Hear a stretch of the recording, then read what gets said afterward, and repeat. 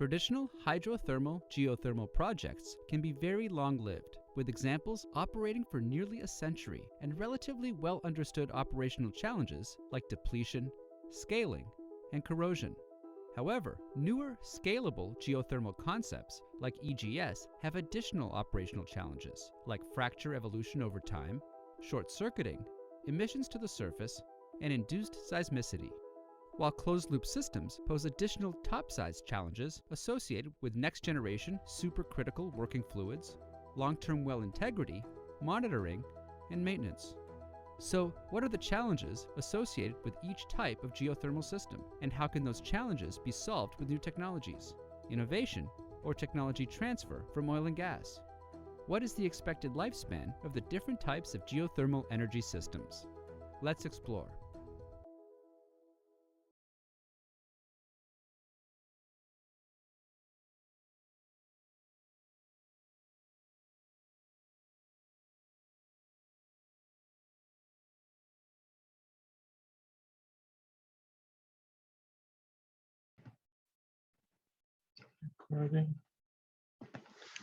Welcome again, everybody, to Pivot 2020. I am Jason Fisher, a geologist working as a consultant in the geothermal space, and I will be the moderator for this session. Today, we are joined by panelists from various backgrounds to explore geothermal well lifecycle, production, and operation challenges. Now, let's introduce our panel members, starting with Dr. Catalin. Thank you, Jason. My name is Catalin Teodoriou. I'm a professor at the University of Oklahoma, and I bring today a little bit of my experience over two continents, Europe and North America, where I was involved with various geothermal projects, as well as oil and gas, of course, because my background is mechanical engineering and drilling engineering, with the main focus on well construction, well integrity, and actually making a better future for geothermal. Okay. Thank you, Catalin. Pejman. Hi, everybody. Good morning, afternoon, good evening, depending on where you are. My name is Pejman Shoaib-Omrani. I'm a senior scientist at TNO with a background in mechanical engineering and applied mathematics. For those who don't know about TNO, TNO is a research institute in the Netherlands, which is focusing on applied sciences. And I'm currently working in the energy transition unit, where we are looking into various energy commodities and how we can improve these energy systems and make them more affordable and efficient. My background, let's say my expertise, is mainly in the production optimization and flow assurance of the geoenergy systems. And my second hobby at TNO is to focus on the role of digitalization and specifically artificial intelligence in the geoenergy systems. What I'm going to bring into the discussion today is that I've been working in the topic of production optimization and flow assurance in the oil and gas industry for more than 10 years. And around 2016, I started to get into the geothermal topic. And for me, from the perspective of production optimization, this was at the beginning a very boring topic. Like, I was coming from this multi-phase flow and very exciting things happening in these oil and gas wells, and I get into the geothermal for the low entropy system single phase. So I was like, this is not going to be my thing. But during the years, I really got excited, and that's the angle that I want to bring, how we from the oil and gas sector can be excited about the problems in the geothermal and how we can improve that. So I'm very happy for this panel session, happy to be here, and I hope to have a very good discussion. Thank you, Pejman. Fabio? Thank you, Jason. So my name is Fabio. I work for WellTech as technical manager for completion operations. And WellTech is a service provider for the oil and energy sector. We provide solutions for completion and for interventions also. And my background is I've been working for almost 19 years now in the energy area. Previously with 18 years from an oil and gas operator, passing through R&D and operations and well design as a completion engineer, and joined WellTech last year, beginning of 2020. And we are working as we are in this transition also and starting to provide solutions for all other markets such as geothermal, CCUS, and so on. And I'm trying to share this experience from the operational background and the operator point of view with coming together with this service provider market. It's a different kind of perspective. So share with you guys, listen, and I hope, and I'm honored to join with you guys. Let's see, it'll be good. Thanks, Fabio. Last but definitely not least, Simon. Hey, thanks, Jason. Hey, team. So I am a resource manager at Ormat. Ormat's one of the leading geothermal companies that has both exploration, development, and operational fields. So we have about 1,000 megawatts of geothermal energy under operation, and that's in a combination of fields that are both low temperature, medium temperature, and high temperature. We have artesian, we have pumped wells, and we operate in multiple countries as well. So I have personally about 10 years plus geothermal experience, and mainly focused on the operational end. And I started my career as a geochemist, so much more focused on the scaling and stuff. So really looking forward to this discussion. Okay, great. Thanks, Simon. Thank you guys for the introduction. Let's just jump right in, right? Geothermal fields are known to operate for long periods of time, and wells have long production and injection life cycles. What is the average geothermal well life cycle? What would you say are the top 2 operational challenges for geothermal applications? How does this vary based on geothermal field and technology, i.e. power production, i.e. binary, flash, and district heating, which is direct use? Let's start with Simon, and anybody else feel free to chime in. Thanks, Jason. So yeah, look, from my experiences, geothermal wells we should be targeting that they should be lasting, 30 years of lifespan, and unfortunately, it often doesn't occur, in particular in the higher temperature fields. So why is that the case? Often that's because either through an issue in the well construction or design results in often the well's not handling a lot of thermal cycles. So the thermal cycling is something which we really have to minimize, but we also have to make sure that the wells are designed robustly to handle as many thermal cycles as we can. That'd be my first major challenge. And the other one, of course, is scaling. Scaling is something which occurs both on production and injection for different reasons. Typically, calcite scale on production end and silica scale on the injection end. But trying to clean that out or working on ways which reduce the stress on wells is a key challenge. And we're seeing a lot of technology evolution now for trying to clean out those sort of wells without creating thermal cycles, which leads back to that first point. So being in academia, I have to start actually with definitions, because that's supposed to bring us to the same level. And go in the field in the oil and gas industry and ask somebody about the life of the well, and you will find out that you get any number between 5 and 50 years, with actually existing wells which are older than 100 years still running today and being available today. So if we look at geothermal actually bring us with a very easy redefinition of life of the well. Because in geothermal, we know that we want to create something that will be like a power plant. And most of the power plants, they have a pretty, let's say, nice, easy way to define the life of the power plant, which will be probably 50 plus years. And that's a classical way to look at a well. And these 50 plus years bring us the challenge of designing something that, according to what I was able to listen in the past, days in this pivot 2021, is everybody is talking about making the well cheaper and lowering the cost.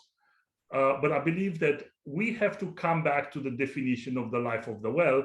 And my favorite book of all, the book of Economides, is saying that actually we should design a well that will lower the cost for the life of the well and will not lower the cost at the time when we drill the well. So just to wrap up everything here, to your answer, if I design a well, for example, for district heating, obviously most of the houses in that district will be there for 50 years plus. So I should be able to design a geothermal system, including the wells, that will last for 50 years plus. If I design a power plant, whether it's a binary power plant or not, it doesn't matter. The well itself is the one that provides the fire, the heat to the power plant, and that requires again the ability to last another 50 years. We have Lardarello, and this is my last sentence. We have Lardarello producing geothermal energy for over 100 years. And we know that at least the geothermal resource down there will last 100 years. So that means for the future generation, if we want to shut down coal power plants, if we want to remove most of the other power plants and to bring geothermal as a competition, we have to design them for probably 100 years. Right now, that's what we know, that geothermal resource will last for 100 years.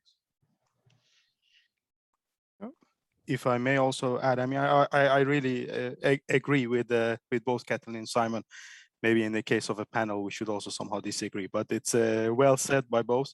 Adding into with respect to the, let's say, for how many years we need to design the well, I think the 30 years is something that is kind of a design criteria. We never think about how we could actually extend that. And one of the ways that you can extend it, as very well said by Kathleen, is to think about the operational challenges that this well will have. This is not only the part that you're actually completing and realizing the well. This is the 30 years that this well has to overcome a lot of challenges like scaling, like corrosions, a lot of interventions, and that is really key in that sense. So I'm looking mainly from the direct use perspective, and I think it was in the first day by the Department of Energy in one of the sessions, they said for the direct use, one of the main criteria is the energy content, and that is determined by the diameter of the wells. So you need to deliver a certain energy content that has to come with the diameter of the well, and then you end up with large diameters. And what we saw in the Netherlands at the beginning of the geothermal growth in the Netherlands, everybody went with the single barrier. So no installation of the additional tubing. And also the corrosion problem has been quite underestimated.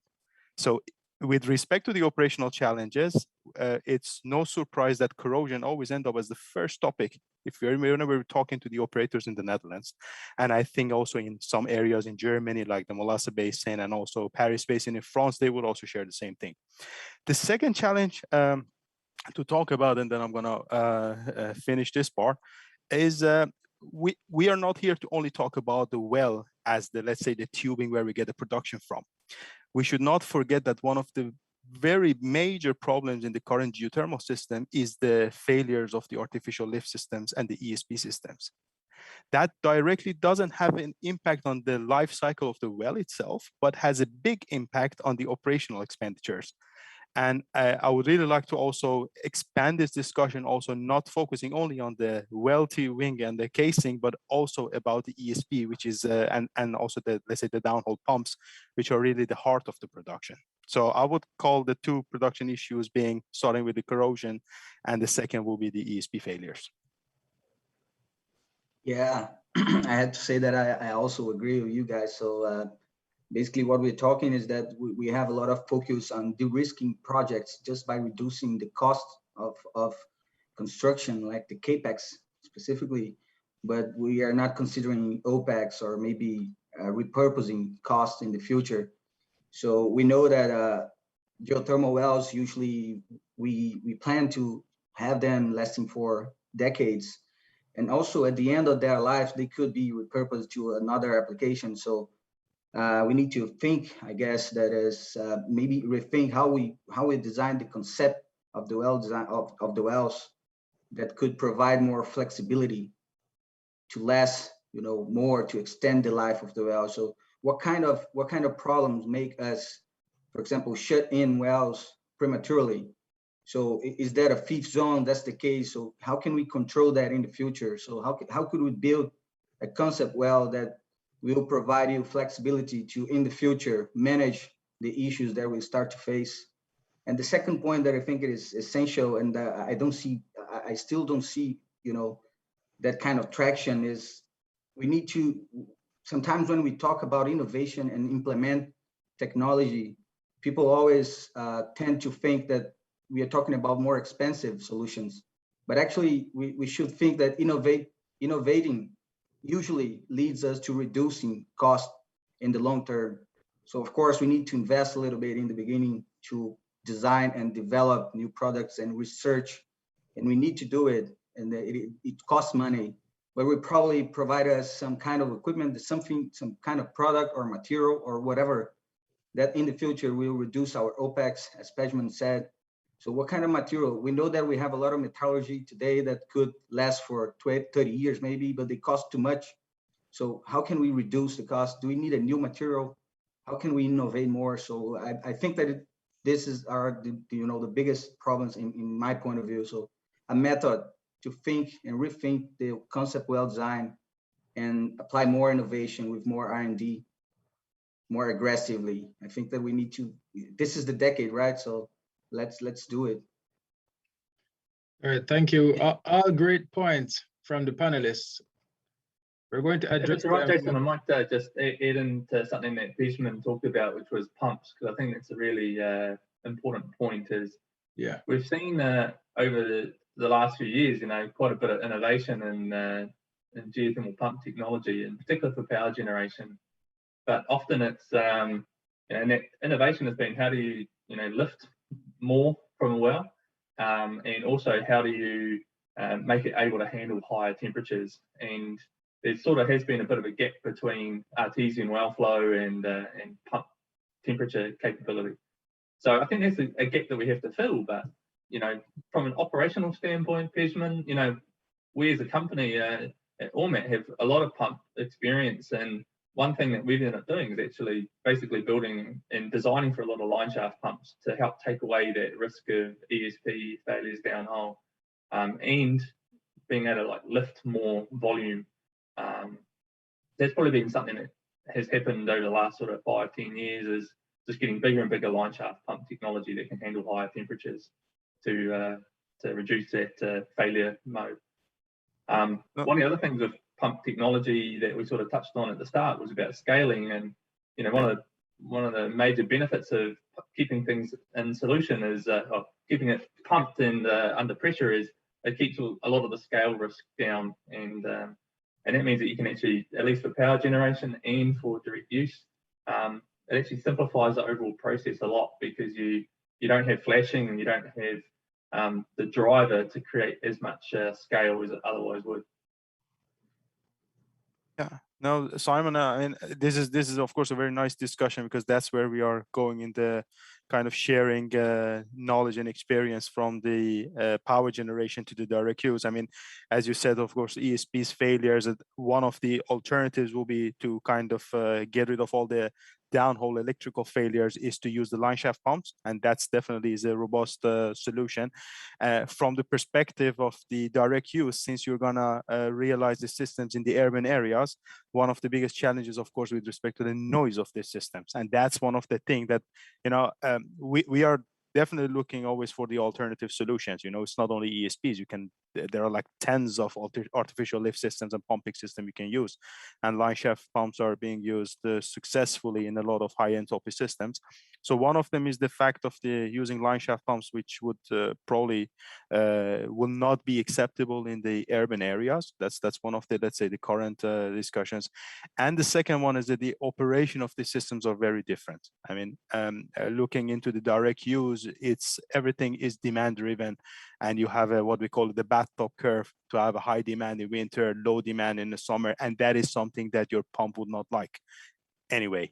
So that's a kind of a known problem, and we can definitely learn from oil and gas, from unconventionals, from all sort of cases where they do see this sort of a decline in the production, and the ESP has to accommodate for that. But I do believe these are the two areas that we can look for how we can make the ESPs more robust to these variations in the production rates. And second, if we want to look for alternatives, where I would really look into you, Simon, and also a lot of similar companies who are expert in these line shaft pumps, is how we can make them available also for the district heating, and especially in the urban areas, how we can make them happen. Right, but here is something that you know, I have to come back to the price, cost, and everything like that. So one of the focus of my research group is that we are looking on the let's call it multi-body dynamics of downhole systems. It could be a pump, it could be a line shaft pump, it could be a drill string. And we are trying now to understand a little bit in detail the idea of these vibrations. And some of these vibrations will create noise. Some of this vibration will end up with destroying the pump. And altogether, actually, if we understand them, will allow us to create better systems for the future, but in the same time to minimize the maintenance cost by, for example, retiring a pump before the pump fails. Because once, I mean, there are some costs associated with a failure into the well, and there are some other costs when you are just removing the pump and replacing the pump while the pump is still, let's say, in acceptable condition, so no breaks, nothing fail on that. And here comes with something that I also hear, I think it was today and yesterday, about downhole sensors, about artificial intelligence. Obviously, everybody is doing that right now on getting more data. But we need to you know, convince also the geothermal industry that we don't have to stay low cost. By adding a lot of sensors in your system, you'll be able now to improve the operational phase. And in the same time, you'll be able to lower the cost for the future by knowing the behavior or understanding the behavior of, for example, one of my really big focus is actually very deep line shaft pumps, and trying to upgrade the line shaft systems in such a way that actually you can lower your pump to a level that was never reached before because of all the mechanical limitation of the current line shafts. But that means, again, and actually Robio says that innovation doesn't mean increasing cost, which actually that's the idea. An innovation today may be expensive, but it's not expensive later. And one of the things that I would like to bring up here is that I always like to consider geothermal as the nuclear power plant versus a coal power plant. You know, a nuclear power plant is designed actually that you don't have to go inside of the reactor. It's designed to operate in such a way, and that inside of the reactor will be now what is downhole. We have to create that downhole. I mean, there is no fear to learn from oil and gas, but I believe it is time to move away from oil and gas by making it better, by expanding the knowledge that oil and gas has bring. And believe me, more than 100 years of oil and gas is amazing as a knowledge, but geothermal needs that step further, where, for example, let's build wells where we don't use cement, because we have learned from every single geothermal well that the cement fails. So why not changing that? Of course, it's very difficult to do it now because the regulation doesn't allow you to do that. But in the same time, if this innovation will be, you know, will come forward, we should be able to move to the next step. And one of the things I've learned from geothermal so far, which is, I'm trying to be now the negative part of this group, is that a lot of geothermal projects have failed. And people are afraid of investing in geothermal because they have seen or heard, and that geothermal failed, and so on. And if you look on all these, let's call it failures, but they were, let's say, unsuccessful scientific approaches, the way I like to call them, those unsuccessful stories are actually having one thing in common: low cost. Everybody was budgeting geothermal on low cost. And for those of you who have actually watched the break, you know, when you're saying coming soon in this pivot 2021, have you noticed that actually they are using chain and API tongs to make up a drill string in 2021? I mean, I was born in the year when the first top drive came on the market.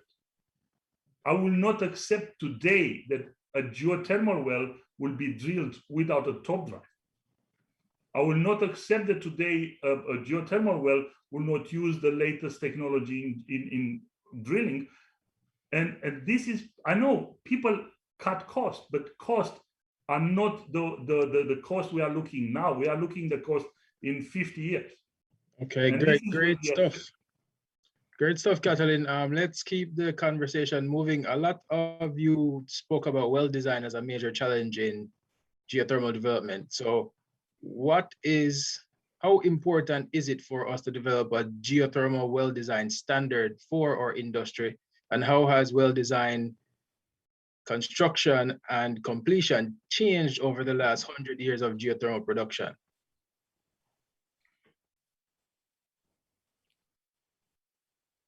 Maybe I can start with this because it's a straightforward answer.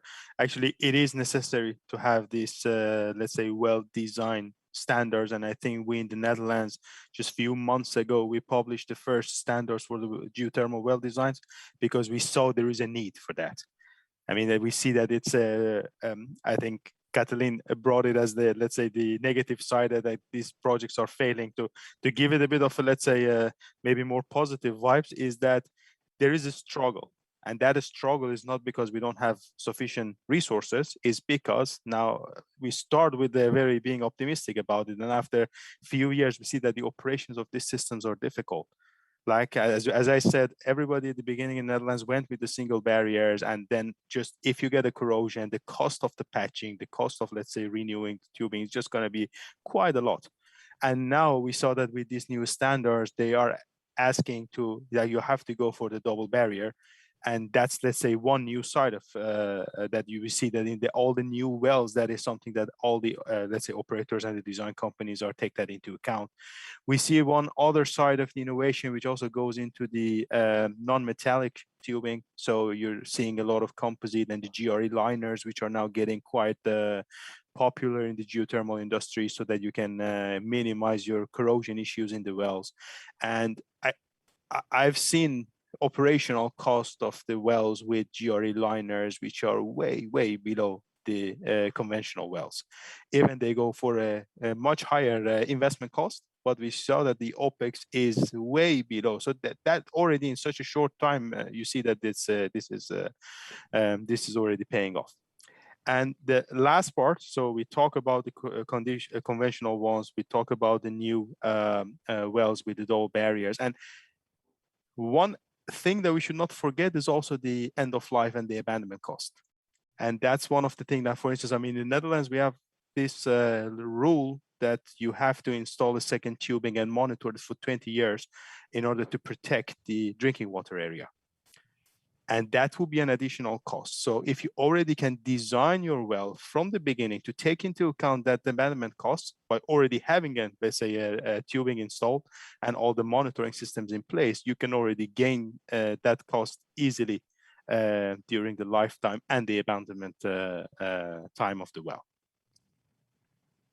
Yeah, so it's interesting to see how we can notice that things are all connected, right? So Katalin started talking about like monitoring ESPs and other kinds of pumps, so we can check the health of the equipment and maybe change and plan the workover in advance, so we reduce the OPEX, because it's a planned operation, it's not a remedial operation. And this is also applied totally for the well itself. So what kind of information we have from the wells we have so far. So we really don't monitor them almost at all, right? So we just run the casings, we do some calculations, and we open to production until they fail. And then we go there and try to remediate. So this kind of, as Kathleen mentioned, so if we could do all this completions and casings and liners in open hole, for example, could we have some kind of sensors in the analyst that could provide us some information from, and if you have some isolation in the zone, so could you have different information for each zone and maybe identify remotely which zone is the cold zone and is, you know, stealing your heat? So could we close that? What kind of technology we need? So could we have a autonomous flow control port, I don't know, that closes with temperature, lower temperature? So what kind of really innovation and new technology could we think about? Is that something that we need that doesn't exist? Can we apply something that is already used? So why not we use some tracers and the analysts so we could check which zone is it's hot and cold, or is producing more or producing less. This is all connected. So, and then we go back to the well design and how we plan the wells and how we design the wells, thinking in the OPEX and also in the abandonment. And the abandonment will maybe mix together with repurposing. So we talk about repurposing wells from oil and gas, but how can we maybe plan our wells to be flexible to repurpose within geothermal? So could we start using them for one specific application, and maybe in the end of the life, if the efficiency or the flow rate reduces, could it be applied to another application? Can we think about repurposing within the geothermal life cycle, lifespan? So this is all connected, and if you don't plan this in advance and you don't have your well ready for that, then your costs of your workovers and your interventions and your abandonment will, of course, have a much higher cost. And that's why we see a lot of discussion and webinars online talking about reducing the risks of the projects just by reducing the cost. But if you don't consider OPEX in this analysis and you just try to go down and drop the cost, then your project might be approved, but then after 2-3 years, your pump will fail, and after 5 or 10 years, your casing will park. And then you need to do a heavy workover and do a relining and run another casing inside, or maybe run a completion string, and then you add more 50% on your project that was not planned. So that analysis that you've done in the beginning, it doesn't work anymore. So you have a new well inside the well that you designed before. So yeah, that's all connected. That we need to plan in advance the best we can, and for that, going back to the standard as Jason asked. So the standard is a basic guideline, right? So as the experience, as Simon mentioned, the experience, and Kathleen also, the experience from the oil and gas with a lot of standards, it proved to be, a winner solution. So how can we improve that? So we need a standard, and maybe not only guidelines, but maybe a method or a proposed method, an agile method, because we know that the industry is moving even faster and faster every year. So how can we have an agile method of designing concept wells that can be fit for our, more swift environment that we lead now? So everything is changing, temperature is heating. We have a lot of, pressure to move faster. So we need to be prepared to do this. Yeah. Anything to add, Simon? Oh yeah, it's I think there's sort of, when we consider that there's two types of wells, right? There's the higher temperature geothermal, and I'm going to sort of park that to one side. And then there's the other one, which is your ability to be more cookie cutter in the lower temperature space. But overall in geothermal, the difficulty is that many individuals, it takes a long time to design a well, to build the well, and then to actually operate it and actually capture those learnings over the life cycle of that well as an individual. And it means that when we're trying to bring people into the industry, we have to be able to let them see all those lessons that have been learned in the past and allow them to apply it. So that's probably one key challenge, I think, is often we don't have a lot of discussion that enables people to learn at a rapid pace and to learn those lessons from others. From a perspective of standards, there's actually very few international standards for geothermal well drilling and design. And one of those is probably NZS 2403, the New Zealand standard. And that's been picked up in a number of different countries as well. But one of the downsides of standards is it potentially limits innovation. And that's the difficulty that we face, is making sure it's applicable. And maybe it's not so applicable for those lower temperature well settings, but also is how do we make sure it gets updated frequently and it's up to speed with all the latest developments and innovations. So, and Catalin touched on a very important point earlier, which was, if you have a failure, it's bad for the industry. And so we've talked about project failures, but if you have well failures, then that's really difficult to overcome as an industry. So having standards is very important, just to help prevent that. Really? So Simon, that's the moment I have to be, against what you are saying about the standards by limiting innovation. And I will try to give you 2 examples that we have learned pretty hard from the oil and gas. Number one, in oil and gas, we have learned that actually being transparent will allow the industry to thrive. And in the past, there were a lot of things that happens down there that people or companies were not sharing with public, with people. And that was where, this industry kind of got a kind of a shadow light because we are not having the transparency. And all the companies I've seen in Pivot 21, I've seen in a lot of conferences, all big companies are trying to be transparent, to show what they are doing, to show how much this industry actually cares about well integrity, about environment and what is down there.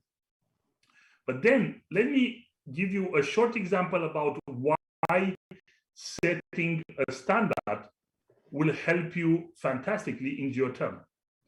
According to oil and gas, we design wells that will end up with 7-inch casing down there.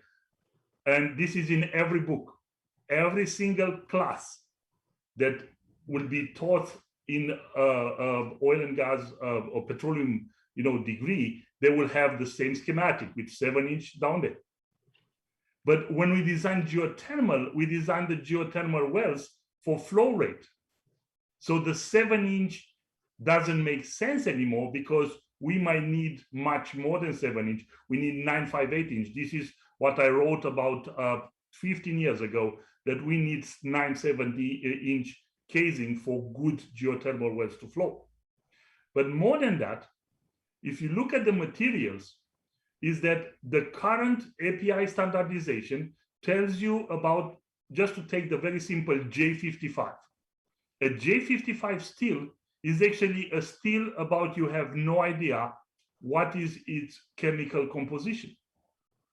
So therefore, a J55 steel produced in a country A may be corrosion resistant, whereas a J55 produced in another country will not be corrosion resistant because the standard doesn't specify accurately what is the composition of that steel. So if I want to move to geothermal and knowing the scaling and corrosion is a problem, I should be able to specify accurately what type of steel I should use in that well. And instead of J55, I should have, like in mechanical engineering, a very clear definition of the material composition. If we want to have a standardization, the standardization have to allow the engineers, and I agree that innovation is important, but have to allow the engineers to choose between some materials, but in the same time has to impose the limitation, for example, of having dual barriers, or having protecting the shallow water horizons and everything which is important for that. So this limitation, and I believe the New Zealand standard is doing that very, very well, because we don't want to have any incident with geothermal wells, because the moment those geothermal wells will start leaking the way some of oil and gas wells are leaking, you have to abandon them. And this will be where the cost will increase. So that's why the new standards, we have to learn from oil and gas. Oil and gas have done a lot of work. If we take them and we move to the next level, I bet that the standardization will help us to bring more innovation rather than bringing constraints on some. Of course, no standardization will tell you whether 7-inch or 9/5/8 is necessary, but they will at least tell you what are the minimum properties of cement, of casing, of tubing, and so on to use that one. And I will conclude here with another aspect of standardization. Most of the fiberglass pipes, composite pipes, which are used in the well, has never been fully tested in the environment down there.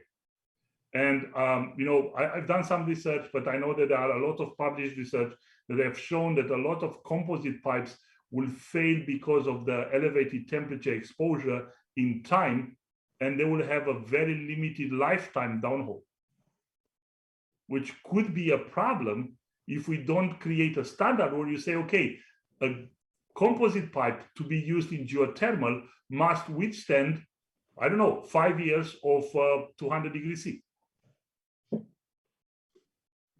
All right, thank you. Yeah, I tend to agree with Catalin on that. So one of the things I suppose when I talk about standards and limiting innovation is where potentially standards very prescriptive and not outcome based. And I think that's probably where I see some standards, fail, is you end up having something that's 20, 30, 40, 50 years old that wasn't talking about outcomes, it was talking about one way. So I like your approach of making sure things have got options and things have got outcomes. Okay, all right, that's great. Let's switch gears a little bit and go and talk about scaling. How does scaling differ from power production systems and district heating systems, and what well intervention techniques are currently being used to handle scaling, and what improvements can we expect to further improve or mechanical cleaning of scaling, and what technologies can be transferred from oil and gas to help deal with well intervention for geothermal? Yeah, if it's right, I might kick this one off, which is, basically there's, we typically see calcite scale risk on the production side, and that's predominantly the main form of scale. Even now and then you get a field that's got a bit of something exotic, maybe a little bit of seawater input. You see that a little bit in Iceland. But basically, the major way of controlling that is through inhibition before it flashes, or by keeping it in solution.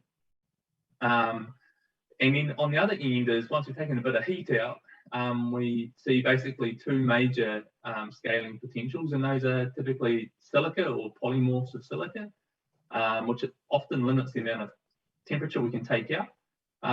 Or alternatively, it is sulfides of some nature, whether it's in traditional geothermal, it's been antimony or arsenic sulfide, but typically they're really low concentration, and a lot of the focus has been on silica treatment or management at the expense of those sulfide scales. So, there's heaps of ways that we've been dealing with them, and one of them is how do you just prevent it from occurring in the first place? So, through chemical treatment, like I mentioned, inhibition systems, those inhibitors have to be able to handle the temperature and not get cooked. They actually have to be proven, and sometimes they can't handle running down the tubing and being cooked on the way to their delivery point.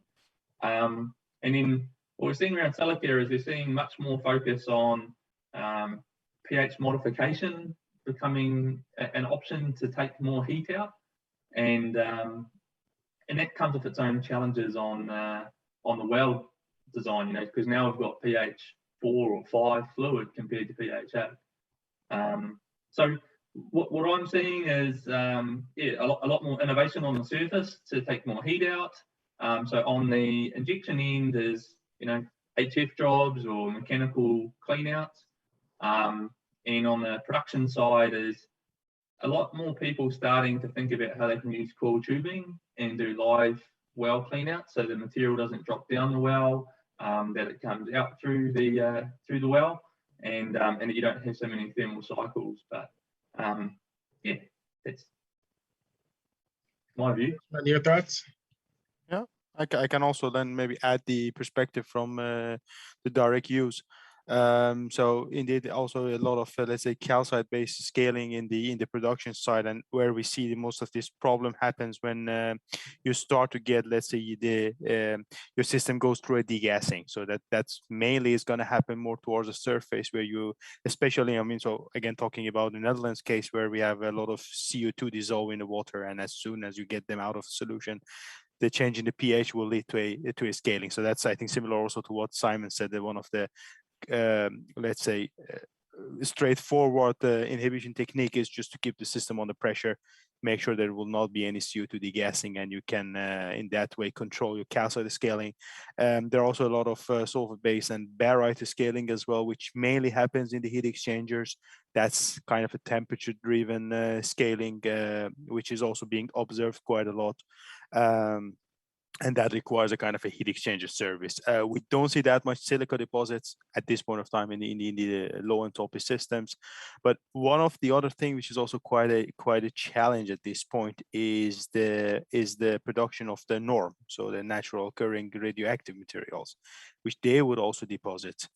And I think this is not something new for oil and gas. But why is it interesting, and why I start to become quite enthusiastic about the geothermal part is like the amount is huge, because now we are producing 400 cube an hour, 350 cube an hour. So the amount of norm that you have to deal with it, which will deposit in your filter systems. So you have to, let's say, in principle, treat your filters, or let's say store it somewhere, and these are the radioactive materials. So that is very, very important how to deal with it. And that's currently, because the regulations are very strict, that also is one of the challenges in the industry. So I would like to maybe invite all the panelists, or even people listening to us, that coming up with solution to handle norms, keep them in the solution, is something which I think industry is now looking for it. And not with a lot of amounts, because again, the flow rates are high. So if you have to also put quite the ppm of these materials, that would also not be financially viable.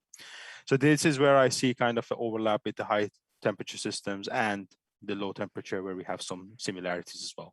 All right, thanks, Pejman. In the essence of time, we'll start to take some questions from the audience. The first one is, let's say, how much is corrosion concern reduced with a closed loop geothermal well installation with a CO2 working fluid? Any quick answers? Well, CO2 corrosion exists whenever we have a liquid phase, water. So the CO2 dissolving in water creates the carbonic acid and creates the acidic environment. So the idea of a closed loop actually comes from the use of a clean fluid, of a known fluid, which avoids scaling and corrosion inside of the pipe. But outside of the pipe, you are still exposing the pipe to the environment, whatever it is down there. So corrosion may exist in a closed loop system as well. Okay, great. Next one, can the panelists each give their opinion on the number one technological advancement needed that would make the most impact in improving well life cycle and performance? Just one needed technology. Each person just shout out that technology. For me, it's reducing thermal cycles. Reducing thermal cycles. Fabio, anything? Yeah, I think there's thermal cycle is a good one, but also material development engineering would be important. They are all connected, right? We can mitigate corrosion, and we can also help reduce scaling that will lead us to reduce interventions. So I think material is key. Pejman? I would go with materials, and if I can have a small second one, will be about the pump advancement. Okay. I think I will say monobore wells, monobore drilling. It was one of my favorite projects back in Germany. And that involves materials, but with a monobore drilling will allow you to achieve any resource, anytime, and you have the best material in the well. Okay, another one is there currently a way for entities to share information about operational challenges? Pejman? Yes, Yes. actually, we were also currently in setting up such a platform, because whenever it goes about the subsurface data, usually you have these geological surveys responsible from each country to store that data and make it also publicly accessible. When it goes into the operational part, these are confidential data.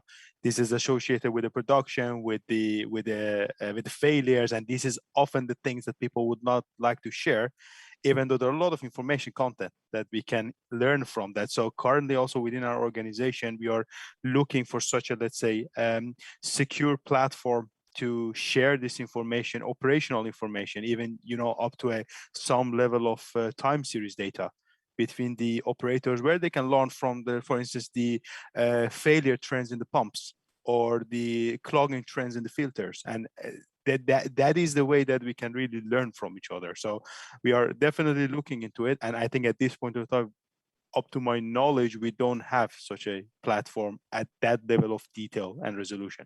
But I don't know how the other panels look into it. I can mention here actually one of my current project on cement.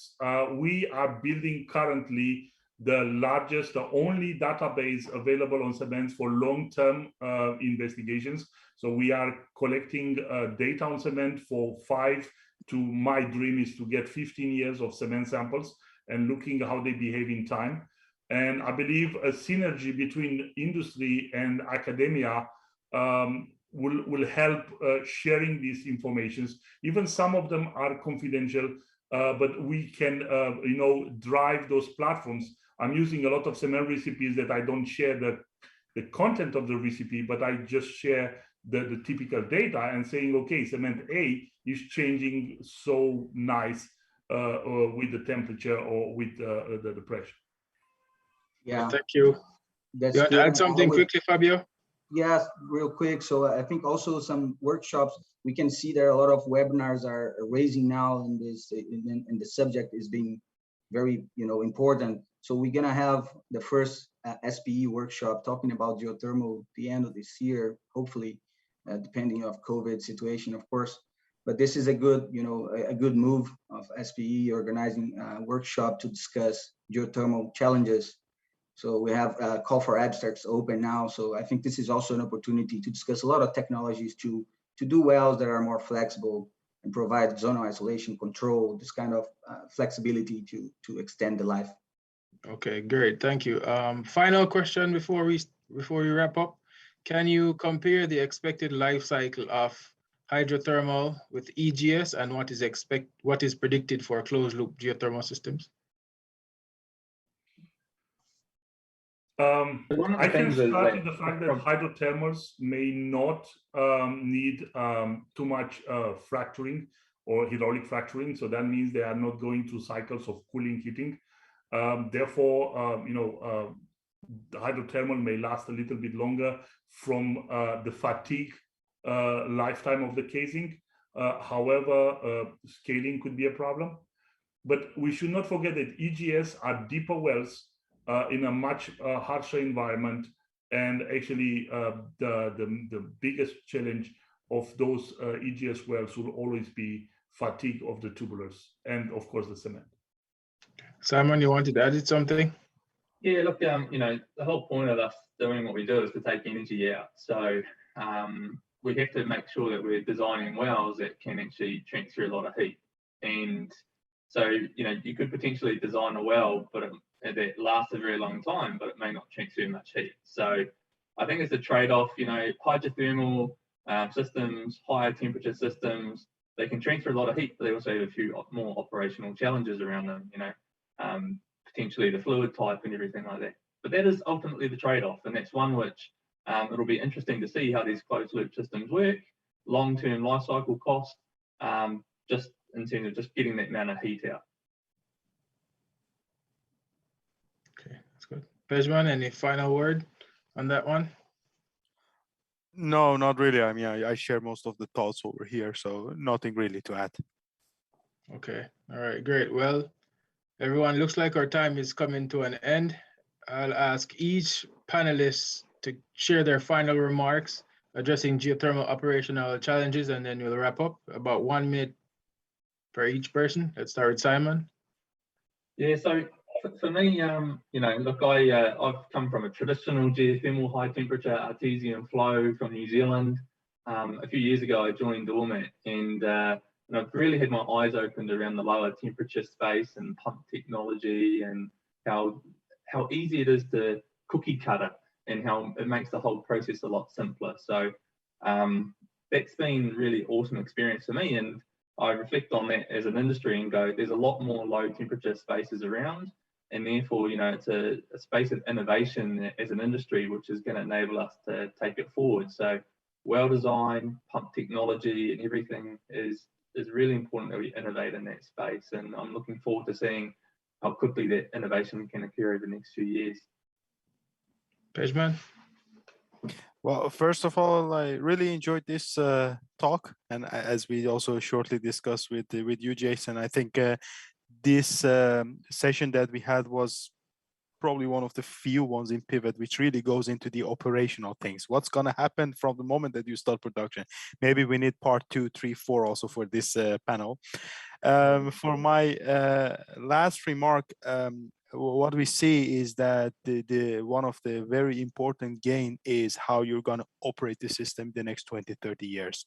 So if we would like to make sure that the cost of the system during its lifetime is minimum, let's get the production technologies, let's get the production chemists from day one in the design process, because they could give hints about how the system is going to be operated in the next 20, 30 years.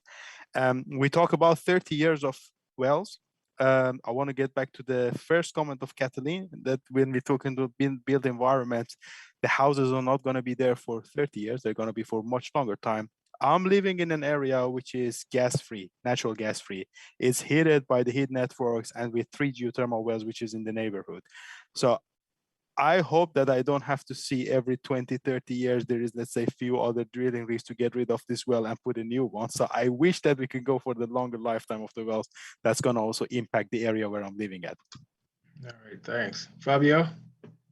Yeah, I would say that this is the methodology of designing wells, thinking of the whole life, not only, you know, isolating the discussion to and summarizing the discussion to drilling challenges. Of course, we have, and we know that we have a lot of challenges in drilling, but we need, instead of thinking the well from the outside in, so we're drilling and then we put something inside. So let's plan our wells from the inside out. So what we need to do inside, how long we need to have them working, what can we provide to extend the life of the well. So then we know what we need, we know the requirements. So then we start to build the well from the inside out. So then we're gonna probably, most likely, reduce our costs during operations, optimize operations. We will optimize well construction also. We potentially will reduce the time of well construction, because the design of the well was thinking from the inside out. So I think this is the last message. So rethink and try to provide flexibility so we can extend the life of the wells. So again, we have a lot of wells that we need to shut in prematurely because we have a feed zone and we cannot identify which zone is the code zone, which zone is the feed zone. So how can we isolate and provide flexibility for the life of the well so we can control? Great. Kathleen, your final remark, and then I'll just wrap it up. Okay, I will probably say what I tell all the time my students, is that geothermal is beyond oil and gas. Geothermal is taking the absolute best of oil and gas and will create a better future for all of us. But we have to learn from what we've done in the past, and what oil and gas came out was the life of the well and the definition of how a well will last. We know that, and actually we have to think differently. We have to think in a way that will make these wells to go beyond 50 plus, and actually keeping the world running on energy, because either oil, gas, or geothermal, we talk about energy. And that energy is to allow our laptops to be on, to allow our panel here, our fantastic panel today, to chat each other and to disagree whenever has to disagree, and to hit our home. So I think that we just have to go forward, innovate, and make geothermal to be the next joint venture for oil and gas companies. All right. All right. So thank you to the panelists for being here today and for the great conversation. I hope you, the audience, gain some great insight, and I hope we keep this conversation going. Finally, I want to thank you, Jamie, and the Pivot 2021 team and the production crew. Have a great rest of the day and enjoy the rest of Pivot 2021 for the rest of the week. Thank you all. Thank you. Thank you. Thank you, Jason. Thank you, Jamie.